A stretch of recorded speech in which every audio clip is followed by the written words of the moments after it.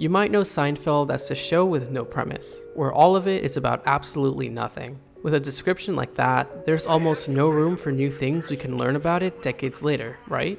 Well, we're here to help out with that. So sit back, grab some snacks, and let's find out together. Hey everyone, welcome to 90s Nostalgia. Like every Friday, we're here to share 10 fast facts about a certain icon or property of the 90s as part of our weekly series, Fast Facts Friday. Here are 10 quick facts about Seinfeld. If you enjoyed this video, make sure to leave a like, subscribe to 90s Nostalgia, and hit the bell icon so you never miss any of our countdowns regarding everything 90s. That being said, let's get started. Number 10. Obscure name. Kramer's nickname was essentially going to be Kessler. This was almost the case when the pilot episode had Jerry refer to him as such, which could have stuck afterwards, but was instead updated to Kramer, which rolls off the tongue a bit better if you ask us. Tonight, Kessler, it's a tape! I taped the game, it's 1 o'clock in the morning! Number 9. Puffy Artifact.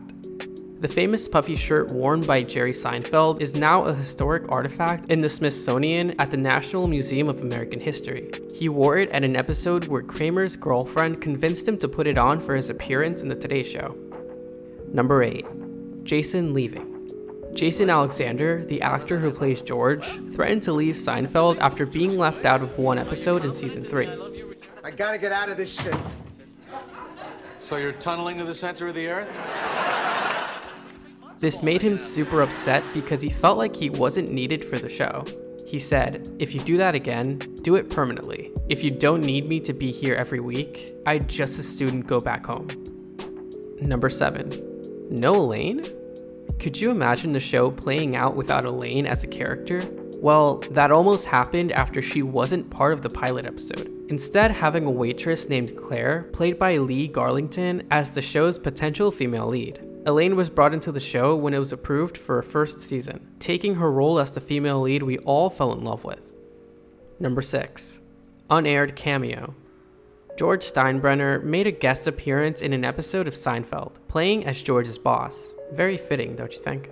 He was only referenced by name in the final cut of the episode, but was once a part of the episode itself when he made a cameo in one scene. The scene was said to be unfunny and awkward to watch, which resulted in his cameo being scrapped altogether. Number 5. Parting gift. Usually after shows end, the cast members part ways and move on with their normal lives, often pursuing other acting jobs to expand their career. Jerry Seinfeld didn't just part ways though. After taping the final episode, he gave every cast member a parting gift, which were engraved Cartier watches, one for each person. Number 4. Real incident. In one episode, George's parents bring a loaf of rye bread to a dinner party before he and Jerry go to great lengths just to replace it. This episode went under the name The Rye, which was based on real events that took place. It was bestowed upon Seinfeld by comedian and writer Carol Leifer. Number 3. Real Soup Nazi. The famous Soup Nazi was actually based on a real person. The character was based on Ali Yeganeh, who reportedly mentioned hating Seinfeld as well as the Soup Nazi nickname. We wonder if he actually makes soup like the Soup Nazi does. No soup for you! Number 2. Death by finale. Frank Sinatra had a heart attack the same night Seinfeld aired its series finale. He was rushed to the hospital where he later died that night. Most of the streets were clear that day, presumably because most people were indoors watching the Seinfeld finale. May he rest in peace. Number 1. Changing theme song. Despite what you might think, Seinfeld's theme song was actually slightly different in each episode. Each episode had a unique monologue, which also coincided with the theme in order to successfully deliver the punchline with the right music cut. Every episode had a different variation of the theme that was adjusted to match the tone, timing, and punchline of its respected monologue. Those who take note of it can instantly tell just how much passion went behind the making of each episode. And those were 10 fast facts about Seinfeld. What did you think? Did you enjoy our list?